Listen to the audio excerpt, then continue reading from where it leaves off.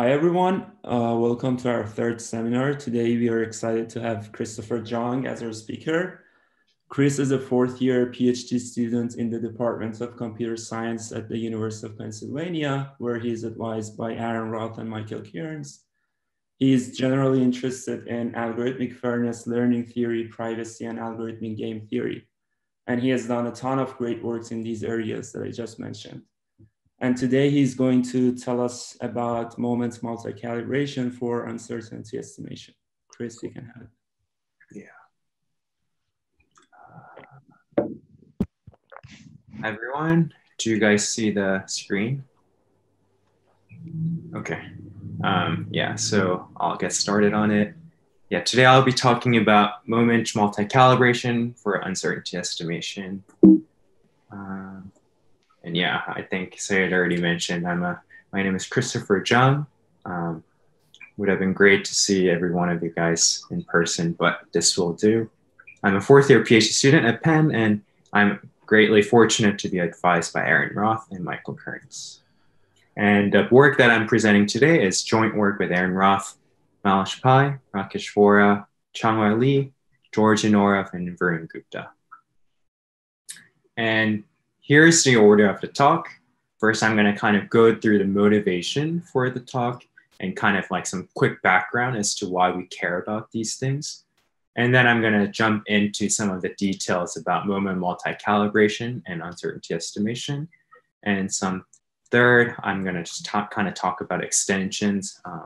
And I just want to thank Aaron for letting me borrow some of his slides.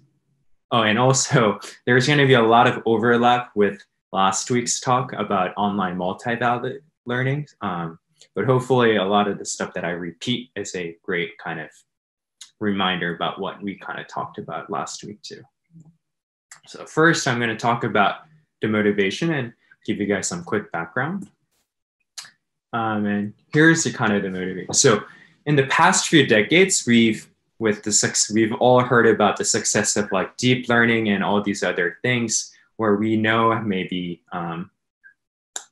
for some of the things that we know how to build a model that can classify a lot of instances correctly, meaning we know how to optimize for accuracy. But one thing that I think is still in progress and we're still trying to get a better handle on is being able to quantify uncertainty, meaning like we want to be able to build a model when it knows what it doesn't know, meaning it's not overconfident about its prediction. It's not underconfident. I'm not sure if that's a word, but in terms of its confidence, is a valid confidence. And so throughout the rest of the talk, I want to talk about, I'll try to formalize what I mean by like uncertainty about the model's prediction and so forth.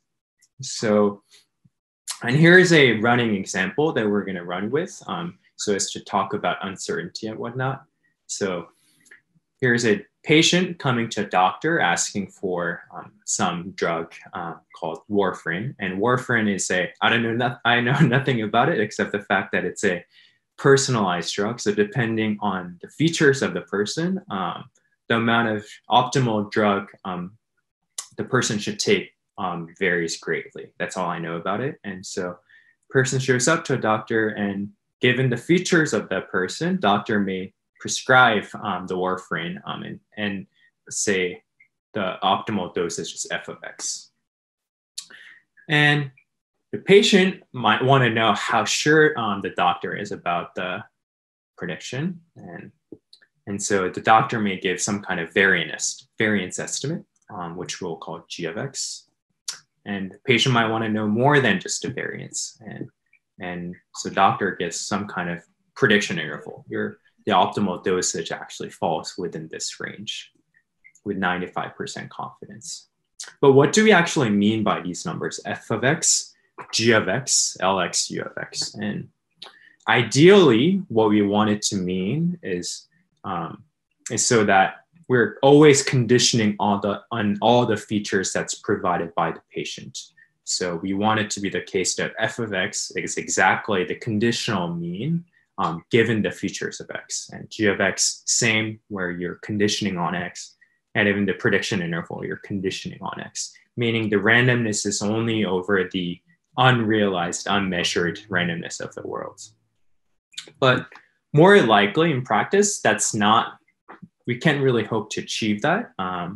And most likely we are going to have it such that the actual f of X is simply it's a score that's calibrated, and g of X is maybe with respect to that calibrated score. And I'm going to kind of talk more about what I mean by calibration.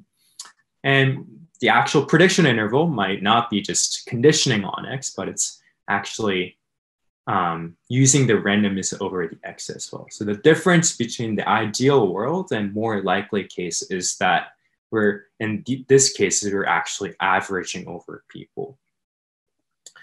And here's a reason as to why we kind of cannot hope to achieve the ideal version. And it's because in most of these high dimensional settings, you're going to only have seen some X at most once because you're in a very high dimensional setting. And having seen the data only once, it's probably likely that you're not going to have enough information about the distribution of Y over X so as to come up with a valid conditional mean estimate or some kind of prediction interval or the variance. And some ways people have gotten around it is by the following ways, where people, instead of making no assumption about the relationship between Y and X, they might have a strong reason to believe that the relationship may be linear. So it's data generating processes through some data. And instead of just coming up with trying to reason about the actual distribution Y over X, the person can simply try to capture the uncertainty of the parameter itself. And once you know the uncertainty around the parameter, you can actually transform into get kind of those to be able to come up with estimates like in the ideal setting. Or the other way, and another way to do this is if you don't want to make parametric assumption, is the way I've kind of shown you, where you're actually averaging over the X's. And this is quite common in the calibration literature and also the conformal prediction literature. And so let's kind of run with the second case where we're making no parametric assumption, but all of our estimates given by the doctors are these kind of things that averages over people. So doctor will explain to the patient that LX of X is a 95% marginal prediction interval. But, and here's a problem though, it's totally possible that the patient might belong to some demographic group that's actually that's really small percentage of the population. So maybe it's less than 5% of the population. And because all this estimate is only valid once you average over all the people, it's totally possible in this case that the patient's actual optimal dosage always lies outside of this LX U of X. And for this LX U of X is to be a valid 95% marginal prediction interval. And so she might complain like, can you actually give me an estimate for people who are just more like me? And the doctor may try to provide such values. So for the first group that she belongs to, maybe she's an African-American under the age of 50, the prediction interval is A to B. For women without family history of diabetes, that might be C to D. And for people with egg allergies with no history of smoking, it might be E to F. But it's totally possible, once again, where the problem arises, where the person might simultaneously belong to all these three different groups, but for these actual intervals to be disjoint. So it's not clear for the patient how to interpret this actual prediction interval. And what the conformal prediction literature does is simply by taking the widest intervals just run with that as a valid prediction interval. But that's a very conservative thing to do, because this might give you a very trivial prediction interval that's very wide. So our goal is to be able to come up with some LX U of X without the need to kind of have to take this widest having to do these kind of things. But that's actually valid even when you average over all these different groups that the patient might belong to. So this is our running motivating story. So if any one of you guys have a question, feel free to ask me. Otherwise, I'm gonna just jump into the second part where we're gonna try to somehow tackle that question. And to do so, I'm gonna talk about moment calibration and how to use that for uncertainty estimation. And here's the recipe for that. First, I'm gonna talk about mean multi-calibration, and which is not due to us, but by the seminal work by Herbert Johnson, Kim, Ringgold, and Rothblum, and I think some of you guys are in the crowd. And then I'm gonna try to show you how to actually extend this idea in mean multi-calibration for higher moments, such as like variance. And once you have these two things that are mean and moment estimators that are multi-calibrated, and I'll show you how to turn that into a valid prediction interval. So first, I'm gonna kind of go through this mean multi-calibration. And to do so, let me kind of set up some notations first. So first, we're in a batch setting. So we assume there's some distribution P over the actual features in the label. And for the sake of this talk, let's just assume the label falls within this range 0 to 1. And for every x, we write the conditional mean, meaning y given, what's the expected value of y given x. We're gonna simply use this notation mu of x. And our goal is to be able to predict this. So we're gonna say we have a predictor mu bar of x to indicate that we're trying to imitate this mu of x by placing a bar on top. And we're gonna actually abuse notation, and for any subset of points, any set of points, we're gonna write mu bar of s to indicate what's the average expected value of mu bar of x conditioned on x given belonging to set S.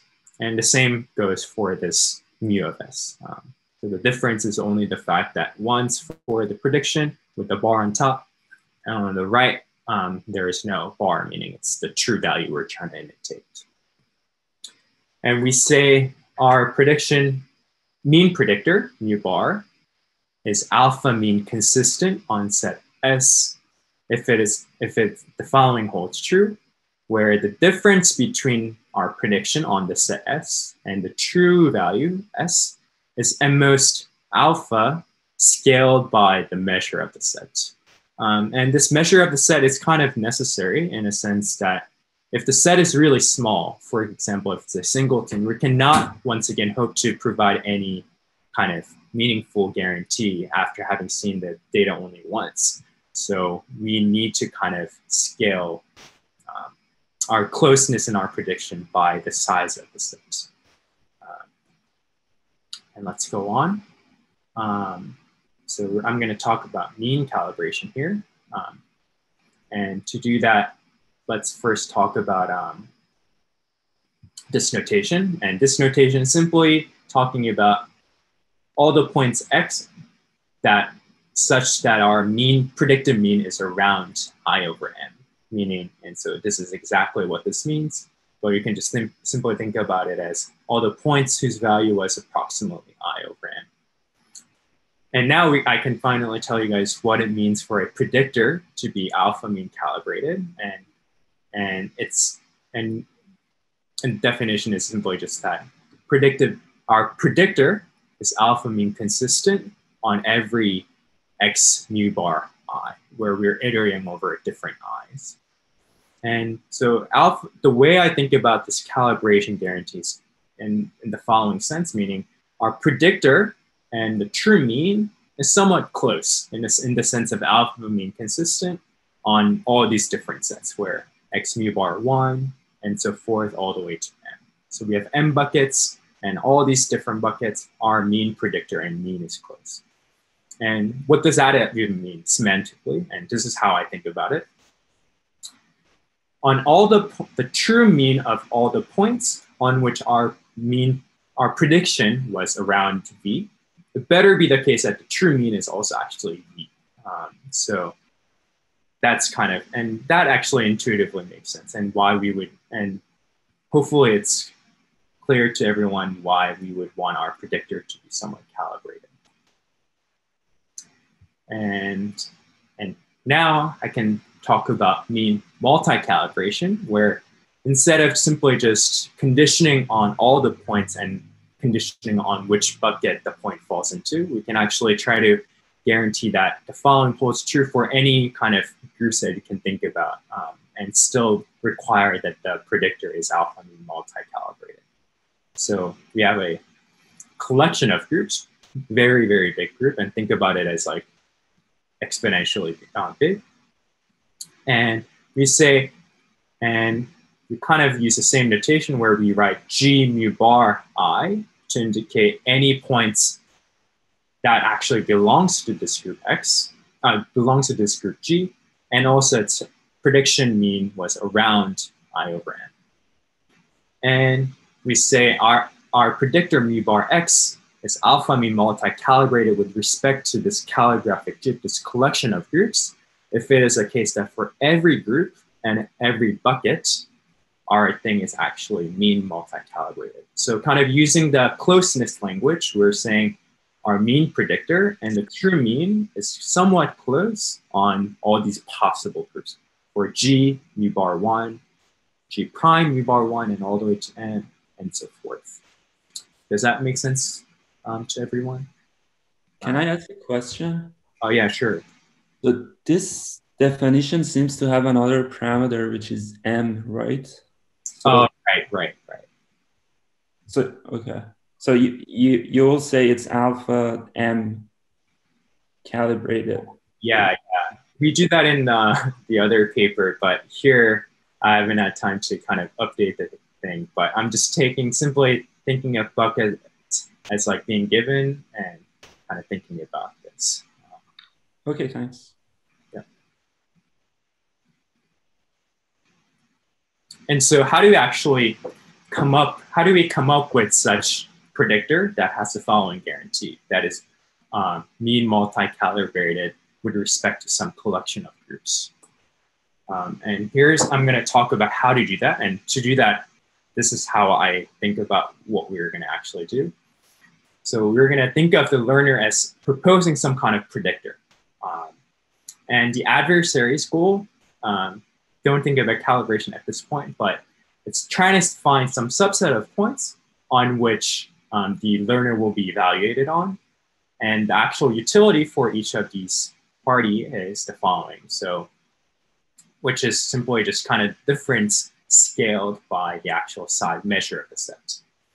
And so, and let's just imagine that learner is playing some kind of no regret strategy, mu bar, with mu bar 2 with respect to this utility, meaning over all these rounds, the sum of all these things is at most square root of t. Let's assume that we have such a no regret strategy.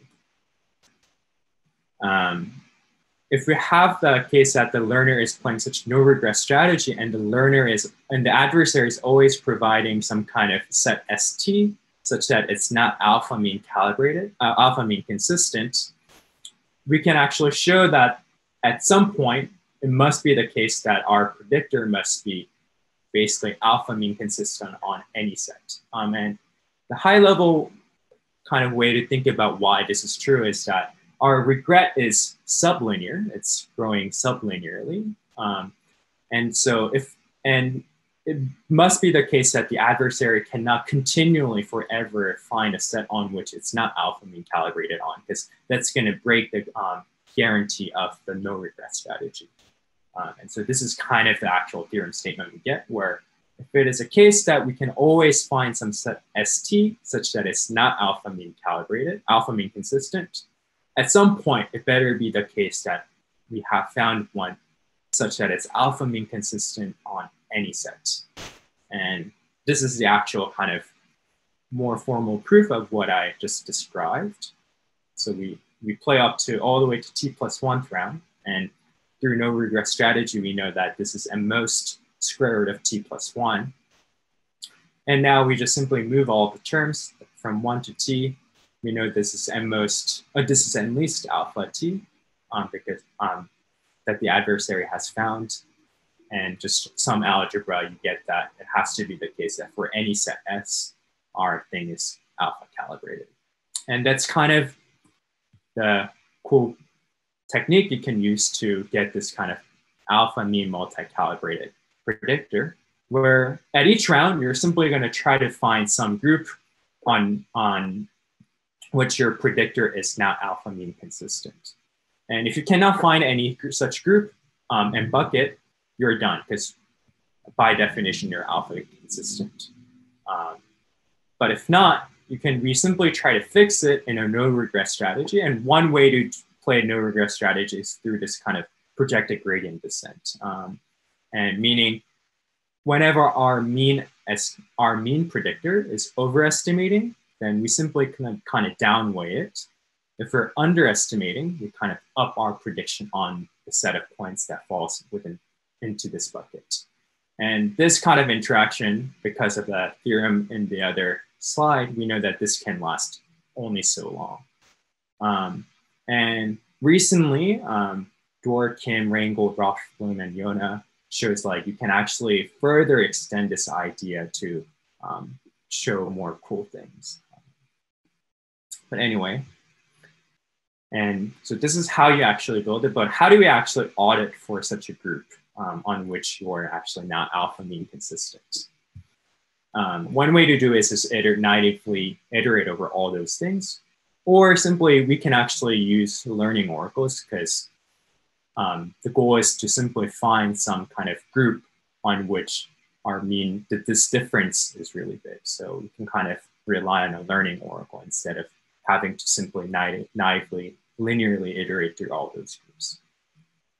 And also I've kind of hand waved the sample complexity issues, but you can either use adaptive data analysis, where you have to use this kind of adaptive data analysis because of the nature of our algorithm being adaptive. But you can also, kind of draw fresh sample at each round. But I think those are not really helpful details for the sake of this talk. But anyway, so that's how we can build a mean multi-calibrated predictor. And now I'm going to try to show you how you can extend this idea for higher moments, such as variance. Kind of similar notation as before. For any kth moment, central moment, we write mk of x. And so it's like conditioning on x, what is its actual kth moment. And also we are going to have some kind of moment predictor, and we simply put a bar over it. And we use the same kind of system of notation where given some set of points, we write mk of s or m bar k of s, depending on whether it's a prediction or it's the true kth moment. And now we want to build a moment predictor that's multi-calibrated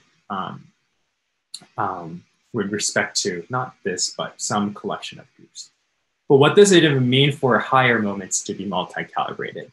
So let's just kind of try to do pattern matching. So mean calibration was whenever we say a point, our mean predictor is around V, it better be the case that the actual true mean is around V. And so maybe we can hope to do the same thing.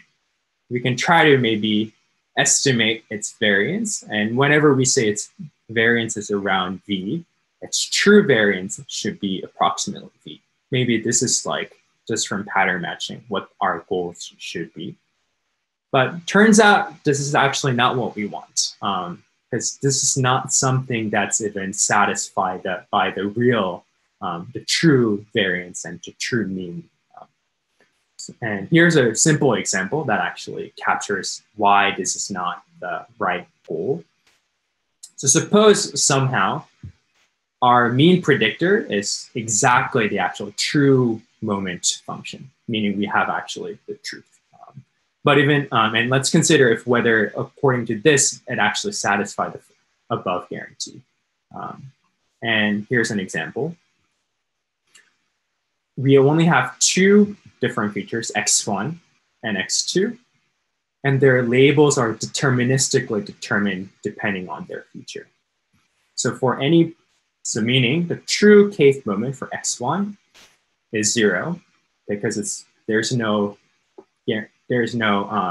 variability given fixing the feature, and also the same thing goes for the x2. And for both of these points, our variance or our kth moment prediction was 0. So let's actually look at their kth moment of these 2 points.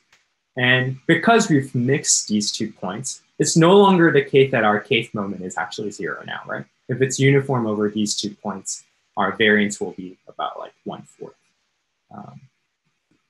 And the reason why this is like this kind of phenomenon is happening is because the fact that our higher moments is not linear in terms of the moments of the underlying mixture of the points. But one thing is that they are actually linear if it's a case that all these points share the same mean. And this is kind of where we're like, aha, this is maybe not the right goal, but maybe we should also condition it on the means themselves. So now this is, and hence we call it mean conditioned moment multi-calibration. And so what does it mean for our mean predictor and kth moment predictor to be mean conditioned moment calibrated? It's following. We look at all the set of points where, and what I mean by this notation is similar as before, where we're looking at all the points that falls into this group G, and our mean prediction was approximately I over n. So our mean prediction falls into ith bucket, and our kth moment prediction is approximately J over n, where I and J's is anywhere between 1 to n. And we want it to be the case that our mean predictor is alpha mean consistent on these set of points, and our moment to be beta moment consistent on these set of points. And this is something that's actually satisfied by the real mean and real moment functions. So it's the right goal, so to speak. And now I'll show you how to actually achieve that. And here's how. So moment, if you look at, kind of take a look at it, it can be written in this way. Instead of the actual mean, I just simply wrote mu of x. But that's not something we have access to, but we have something that's kind of behaving like this mu of x on some set of points. And so we're going to create this pseudo moment where we're going to write not the actual true moment, but this thing that kind of looks like the moment, where we're calculating the pseudo moment with respect to some kind of mean predictor. And now, instead of requiring our moment predictor to be consistent with respect to true moment, we're going to simply ask that, like, can we come up with a mean moment predictor such that it's somewhat behaving like the pseudo moment? And that's something that we can easily do just because, just using the same idea as before about of using the projected gradient descent. So we can do this, but does this actually mean anything? And it does mean something if it's a case that our mean predictor is a pretty good mean predictor, or more like it's a calibrated predictor. And here's the lemma that you can prove. So if it's a case that your mu mean predictor is alpha mean consistent on these groups, on this set of points, and also your moment predictor is epsilon pseudo moment consistent, meaning like you have this thing. Oh, not epsilon, but beta. Then you can show that it's actually alpha moment. Oh, your mean and moment predictor is actually alpha k+1 beta mean condition moment calibrated. And it's just simple algebra. Okay, cool. So I've kind of shown you how to do that, but how do we actually achieve that? And it's actually not immediately obvious how you actually can achieve this because of the following circular dependency. So we want it to be the case that your mean predictor is mean consistent on this group. And also, but the thing is, this is not defined until we define moment predictor, or until we define this like pseudo moment. A pseudo moment in itself actually depends on the mean predictor. So like you have to define one, but in order for you to define that, you need to define the other thing. And there's a circular dependency if you want to do this projected gradient descent. But because of that theorem a while ago that I showed you guys, where this kind of interaction between the adversary and the learner can last at most finite number of times, you can kind of alternate between this kind of dependency issue and show that you can actually achieve the alpha mean consistent mean predictor and moment predictor that's actually pseudo moment consistent on this. So that's just kind of just detail. So we have mean and moment predictor that's mean calibrated and mean conditioned moment multi-calibrated. So I've kind of shown you that, but let's kind of go back and try to understand what does that mean semantically. And let's go back to this doctor and patient setting. So now the doctor can say your ideal dosage is V hat and your variance is around sigma hat. Now the patient can look at these two estimates and say, aha, amongst all people who receive the same prediction as me and whose ideal dosage was around V and variance is about sigma. Ideal dosage is this. And she can actually interpret these two values as an average over any demographic group that she was a member of, meaning this ideal dosage and then the variance estimate is a valid mean and valid variance as an average over any of the demographic that she belongs to.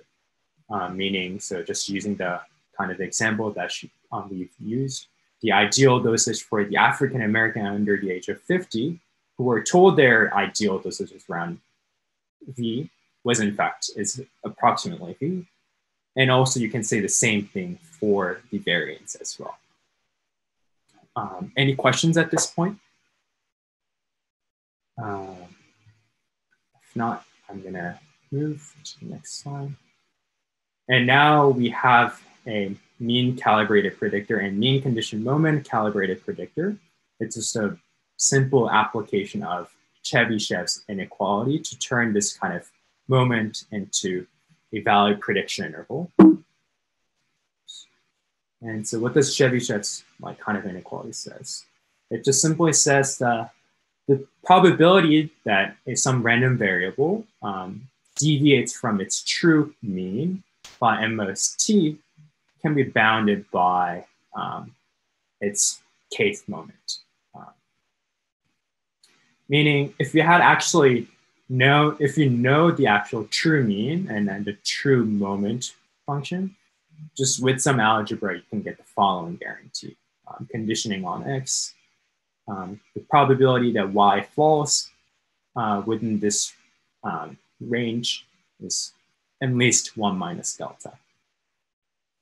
But we don't actually have this true mean or the true moment, but we have something that's close to it. And you can actually show that the following, where given that the x belongs to a group on which your mean prediction was approximately I over m and your moment prediction was approximately j over m, the probability that the y falls within this range, which is using our mean predictor and the moment predictor, has to be at least 1 minus delta.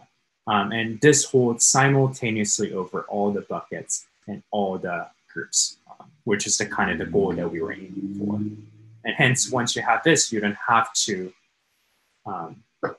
you don't have this disjoint prediction interval, but just one kind of prediction interval that's valid over all the groups and all the buckets. Oops. And so once again, just going back to this doctor's example, the patient can look at these LX and UX and say, okay, I can interpret this 95% confidence prediction interval as taking the uncertainty over any of the groups that she belongs to, and it's a valid prediction interval. Oops.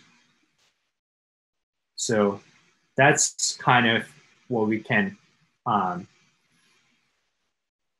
what we've shown in our moment multi-calibration for uncertainty estimation paper. And now I'm going to kind of briefly talk about some of the extensions we've shown in the other paper, which was actually talked about, which Aaron talked about last week, but I'm going to kind of talk about it one more time.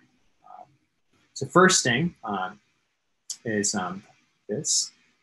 So we've kind of used this Chebyshev's inequality to come up with some kind of prediction interval, but we've actually haven't really talked about, we don't really know how tight the prediction interval is, meaning we don't really know, is that the tightest prediction interval we could have hoped to achieve? We don't really know. But instead of kind of relying on higher moments, you can actually kind of apply this calibration to your CDFs, your quantiles, quantile calibration, I call it, and actually get a very tight prediction interval. So meaning the probability that this thing falls within your prediction interval or doesn't fall within it. And the difference to that with the delta, so it's a two-sided error, is you can guarantee that this becomes very small. So that's the first thing. And I don't think actually we've written this up and in the other paper or this paper, but this can be easily done. And we also show in this online multi-valid learning paper how to actually achieve basically similar ideas even in an online setting, where online setting, I mean, there's an adversary who's kind of coming up with different X and Y in some adversarial fashion, instead of assuming there is some fixed unknown distribution. But you can show that you can kind of achieve the same result. So you can achieve mean multi-calibration in this online fashion, and also mean condition moment multi-calibration, and the kind of this quantile calibration thing as the first one in a slightly different manner. And I just kind of want to, once again, remind you guys what the high-level idea was. This high-level idea relies on a game theoretic idea, where in each round, you're going to kind of think about a zero-sum game between yourself, the learner, and the adversary, where the adversary is simply coming up with some feature and Y. And at that point, you can kind of think about all the calibration error, which I'm not going to go in detail about, but it basically measures how, it basically captures how calibrated you are so far.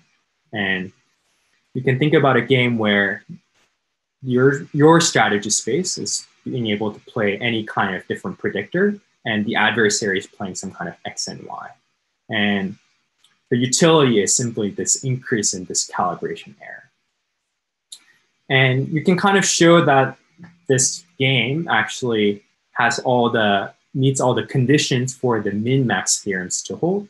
So you can actually flip the order as to who goes first, and that's a valid thing to do. So instead of the learner having to actually predict what the adversary has to do, you can now imagine a world where the order is flipped, where the adversary goes first, and the learner sees what the adversary is doing and kind of best respond to it.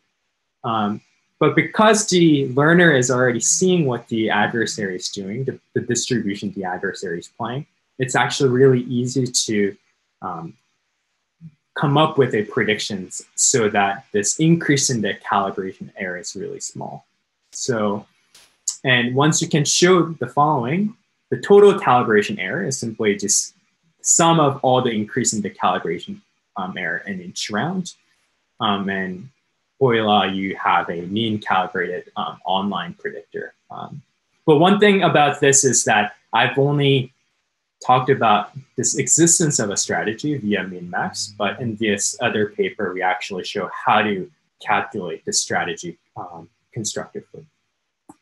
And so just kind of don't want to go into too much detail, but you can, so this is what I meant by the calibration error. Don't look into all the notations too much, but it's just basically adding up all the difference in our prediction with some condition at all the way to time s. And we're kind of calculating that something that looks like a pseudo moment calibrated error from previously, where instead of calculating our kth moment with respect to the instead of calculating the kth moment with respect to the true mean, we replace it by some kind of our predicted mean. So we write like mu hat, and we see what was its true, like how close was our mean moment predictor with respect to the pseudo moment. And once again, using the same idea as before, if our mean predictions and moment predictions are somewhat good, you can get kind of show that our mean prediction is pretty good and our moment prediction is pretty good in the same sense as before. And don't read too much into details, but I just wanted to basically highlight the same idea applies in the online setting too. And so I've just kind of out of curiosity ran this thing and try to see if it actually works in practice. So I just played with a very simple normal distribution with mean 0.5 and standard deviation 0.25, and the range, I clipped it so that it falls within the range 0 and 1. And actually seems to work in this online setting where the true mean y's is and our average mean predictions are pretty close, and our variance prediction and the actual true variance, they seem to be very close. And I wrote down the frequency of such points that falls within that specific bucket, just so that since the actual guarantee relies on the size of the buckets and whatnot. But anyway, I think, so yeah, that's it in terms of kind of the details. But I guess in terms of future work, I think I'll be interested in to see whether this ideas actually work in practice, because conformal predictions have all these lightweight kind of implementations that seems to actually work well in practice. And I'm actually working with some undergrads at Penn to actually implement this. And we should hope to, I think it should work in practice, because I think there is another paper that I haven't mentioned, which is called Multi-Accuracy by some people who are the authors on the original mean multi-calibration paper that showed that it actually works pretty well in practice. So I'm hoping that it actually works well with this calibration idea and higher moment multi-calibration idea too. And I'm hoping that it also works well in this online setting too. But anyway, I think I think we're at time. Maybe we have 13 minutes, but that was the end of the talk. Thanks, Chris. That was a great talk. Is there any questions for Chris?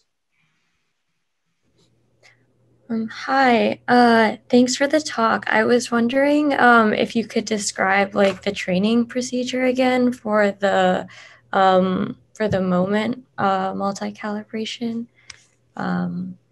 Yeah, so is your model like outputting a mean and predicting like the variance as well? Or yeah, like, so what is your setup? Or yeah, exactly. So yeah, our goal is to come up with a mean predictor. Yeah. And let's just stick with variance. So we're trying to come up with some variance prediction. So given a point, we output two numbers. That's our Okay. So could this like somehow in practice, this could be like a neural network that outputs like a mean and a variance or something like that, or. Yeah, sure. Okay.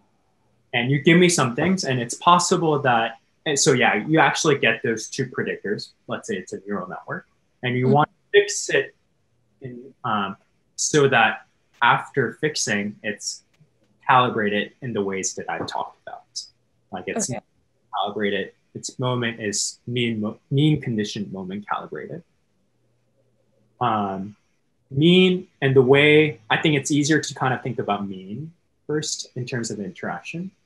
The way you do it, you simply try to see if your mean predictions are overestimating or underestimating on some subset of points.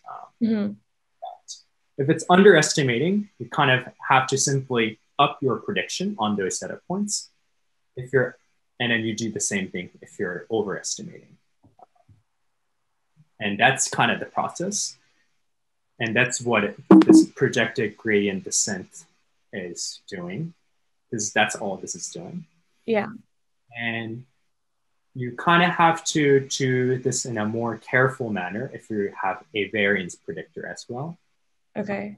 I don't think I was clear in terms of like what the circular dependency is, but I think it's a little bit more clear in the actual paper. But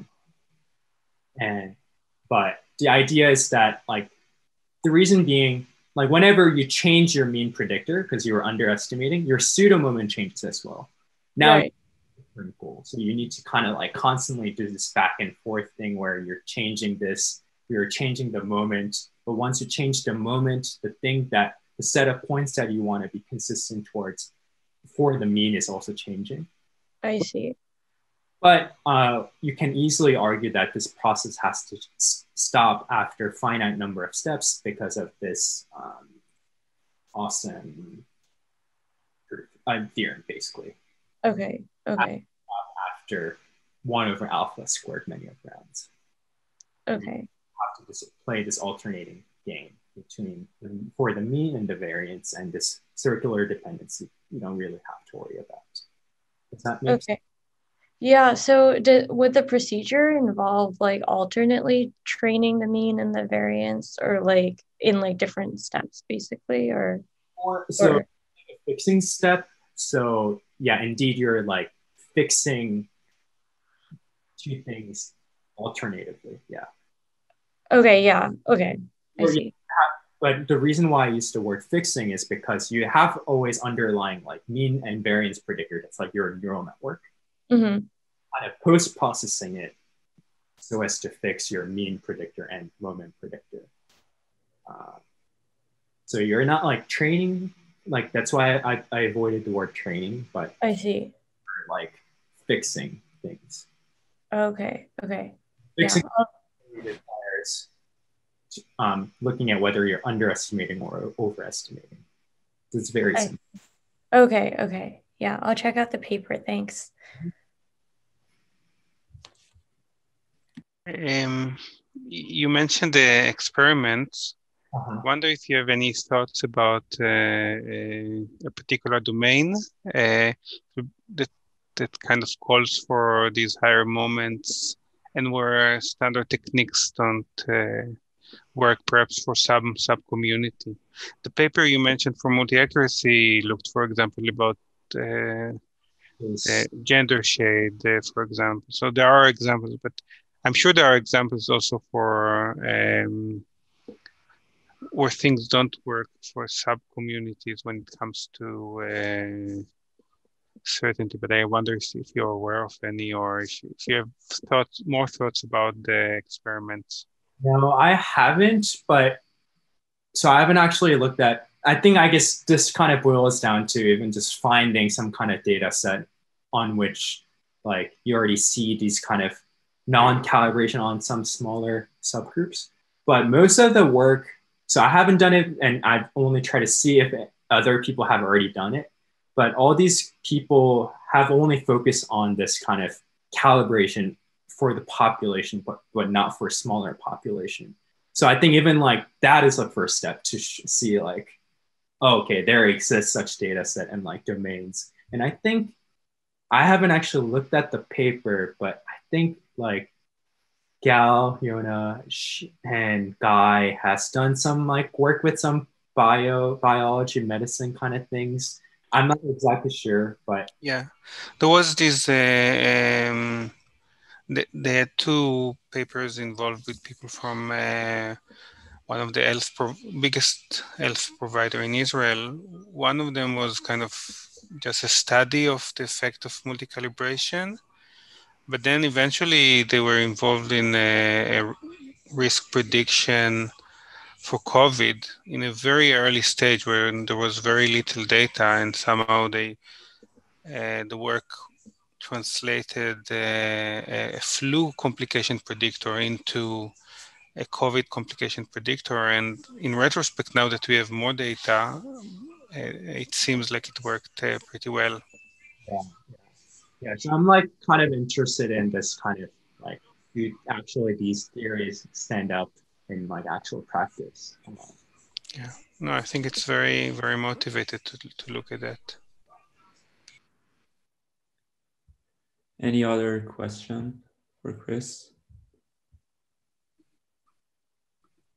I can ask one. So in this talk and also in the previous talk by Aaron, you assume that the response variable y is bounded between 0 and 1. I wonder if that's without loss of generality or like something breaks if this range is unbounded. Right. Yeah, I guess like you can clearly normalize it, but once you normalize it, the guarantees also have to be like somewhat scaled.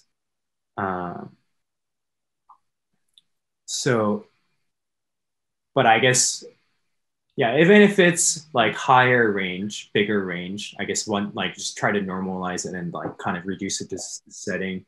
But maybe the alpha guarantees that you have is not as good. So maybe you just need to run it for more. And I'm not really sure if it's a wise, like unbounded. Like maybe even if it's unbounded, maybe you can still like bound it through like what are they called? Logit things. But maybe the guarantees kind of become more confusing. But sorry. But I guess I don't think there's one part like we're really heavily relying on the boundedness per se. As long as you can kind of normalize it, I think. I'm guessing that, I mean, even if you just want expectation and it's not bounded, then it will affect somehow the sample size, I guess. Yeah. So somehow the sample size should relate on some bound, because otherwise there may be something that happens with extremely tiny probability, but is extremely huge, and it affects even the expectation. So even not multi-accuracy, but just accuracy in expectation would depend on some bound, I guess. Yeah, I think like as you see, like the actual alpha, which is where we guarantee this is like close with alpha, and the how many rounds you have to run it for, and in each round, like you have to take some number of samples to see if you're overestimating or underestimating.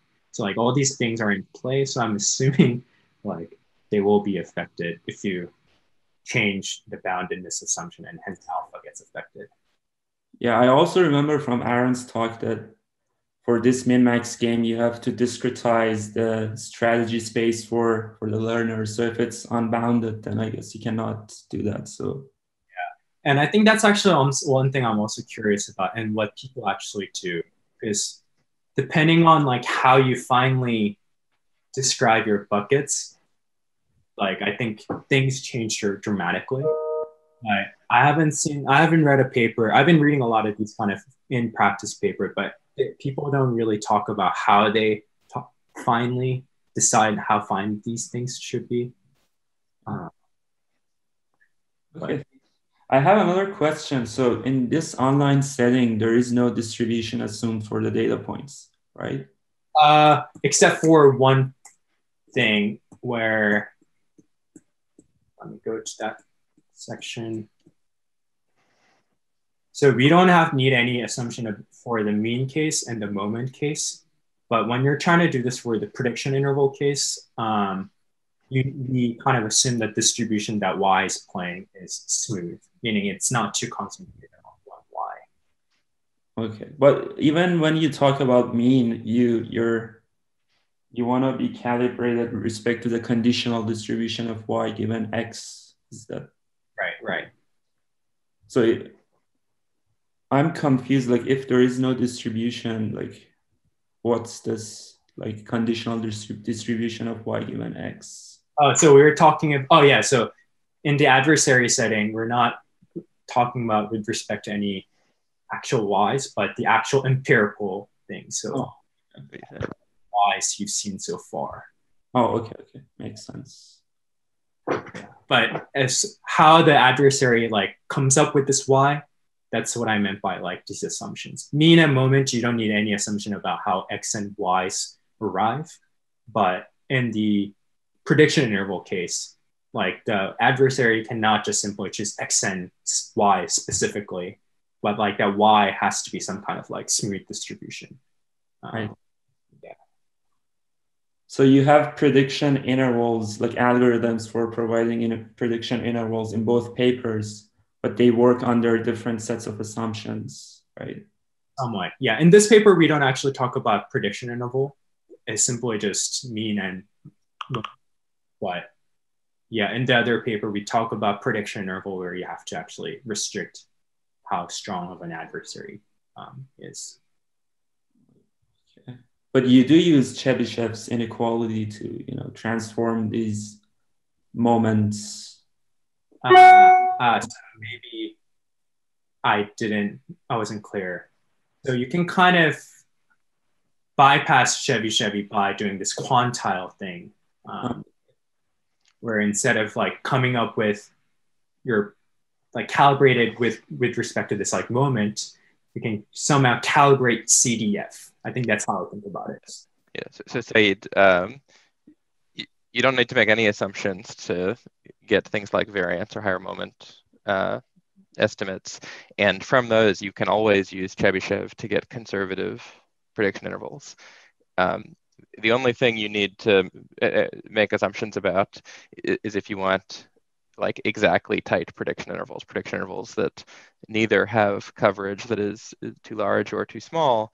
And you can sort of see why that is, right? If I have a point distribution, even if I know what it is, there's no way with any deterministic prediction interval to get coverage anything other than 100% or 0%. Mm-hmm. So that's sort of where smoothness comes in if you want exactly tight prediction intervals. But you're right that since you don't need any assumption like that to come up with variance multi-calibrated estimators, you can sort of always use this Chebyshev approach to get conservative prediction intervals. Right. Okay, thanks. Okay, it's 1:02. Thanks for the talk, Chris. I just want to mention that there is no talk next week because of the deadlines for Fork and probably EC. So see you all in 2 weeks. Bye, everyone.